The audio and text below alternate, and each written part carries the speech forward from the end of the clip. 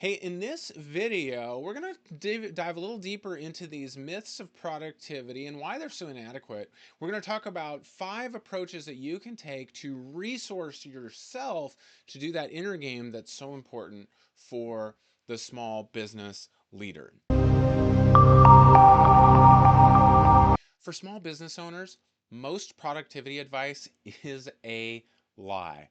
It falls into 2 big categories. The first one is that fake it till you make it hustle mindset. It's an outside in approach that, man, I don't like it. It treats you like a robot just meant to grind out on a calendar. Or they sell you on this myth that mindset is everything, that if you change your thinking, you change your world. But mindset is fickle and it's only information. You can't think your way out of a biological or psychological deficit. Here's the truth. You are one embodied whole, right? That you're not a work person, a life person split down the middle, but you're a physical, mental, and spiritual system. And that's the vessel that carries your mindset and executes on your work. And we need to learn how to attend to this embodied whole through sleep, nutrition, connection to purpose, movement, and connection to other human beings. Because there's no amount of positive thinking or hard work that will save you from a major embodied whole deficit. So before you work on your work ethic, before you mind your mindset, we need to resource the one whole that's going to be doing that work.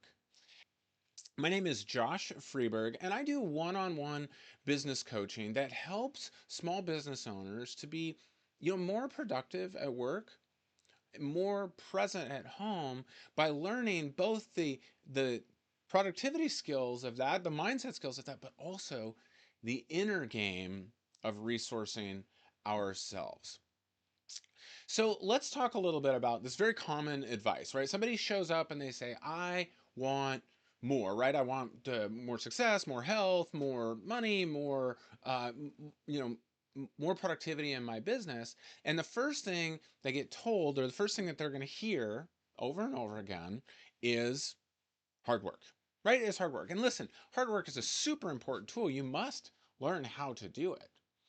But it gets sold as this end all be all lifestyle, and it's wholly inadequate, right? There are plenty of people who are working super hard because they're running away from their inner demons. They haven't done the inner work, right? There's plenty of people who are working hard out of a place of fear, insecurity, and inadequacy, right? This is not the way to get where we need to be. And the other thing that it doesn't pay attention to is that you can only work so hard for so long when you're in a chronic deficit, right? And we see that so often with the person who trades their physical health when they're young for, work success, only to find out later that, it's often gets said that the ladder is leaned up against the wrong building.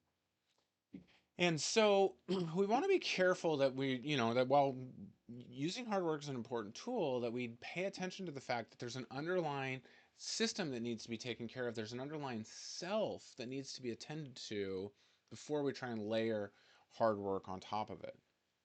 But the other one that gets focused on a lot is this idea of mindset, right? That if we just fix our mindset, then we can fix everything else in our world. But there's no amount of navel gazing that will protect you from 2 hours of sleep, terrible nutrition, and no time spent actually connecting deeply to purpose or to other humans, right?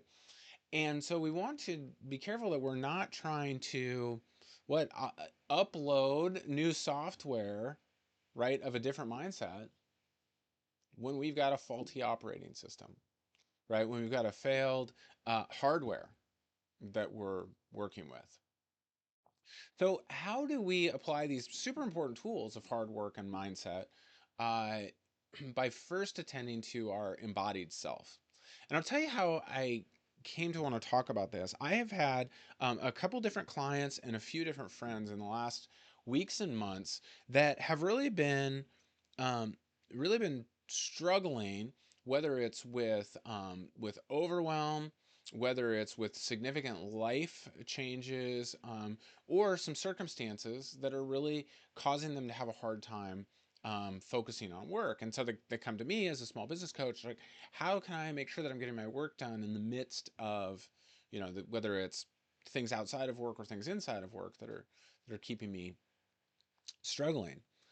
And the temptation is to talk at the top level of this. The temptation is to talk about, well, how are you spending your time at work and how's your mindset related to your work? But what I've been learning is we need to ask the question behind the question, which is, how are you resourcing yourself? How are you resourcing your embodied whole? Right? And when I say embodied whole, I'm talking about the physiology, the physical, the brain, right? And then probably like the spiritual to some extent, right? What you call that sense of purpose, or however you might refer to that. That it's this whole self that ends up being the self that's doing the work. And that if that is a broken self, a depleted self, an under resourced self, well, then it's not going to be in a position to have a good mind, to hold on to a good mindset, or to physically carry out the tasks or mentally carry out the mental tasks, right? For those of us that are knowledge workers, that we need to do. And we know that this shows up. I mean, just think about this. Like, imagine for whatever reason you don't sleep, right? There's, I don't know, construction work going on, or road construction happening next door to your house for some reason in the middle of the night. And so you're not sleeping. And then you wake up and all you eat is, 3 donuts and 6 cups of coffee.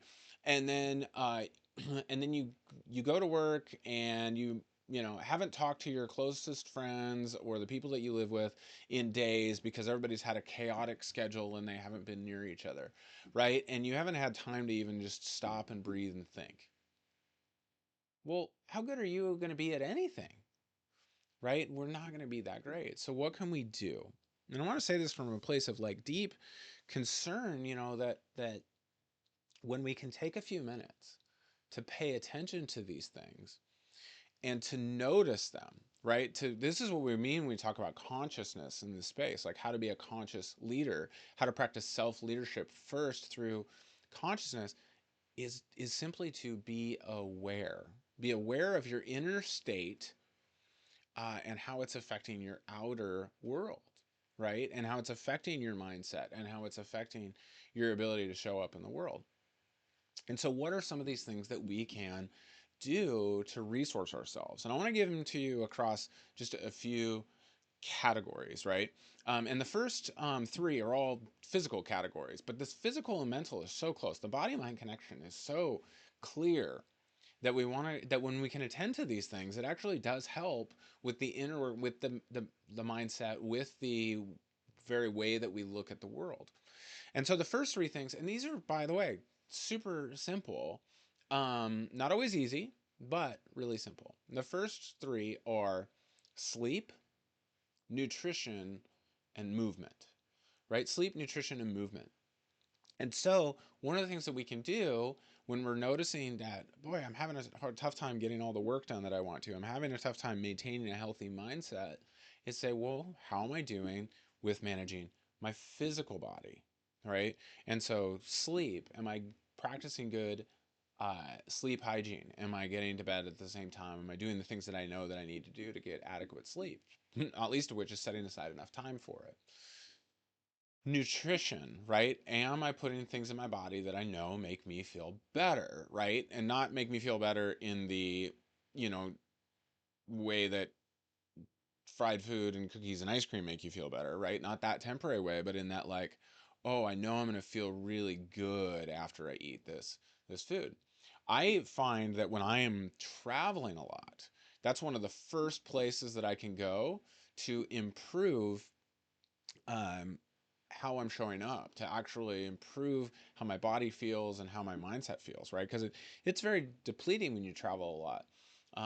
You're away from family, you're away from home, you're eating in weird places. Sleep sometimes difficult to get to, And so, like, my go-to is always to order a Cobb salad, right? Because there we go. I know I'm going to get enough protein. I know I'm going to get enough vegetables. It's going to fill me up, and it's going to be good. I'm going to feel good in 3 hours after eating that. Despite the fact that what I really want, is a burger and fries. So sleep, nutrition, and then the third one is movement, right? And there you can talk all day long about different types of movement.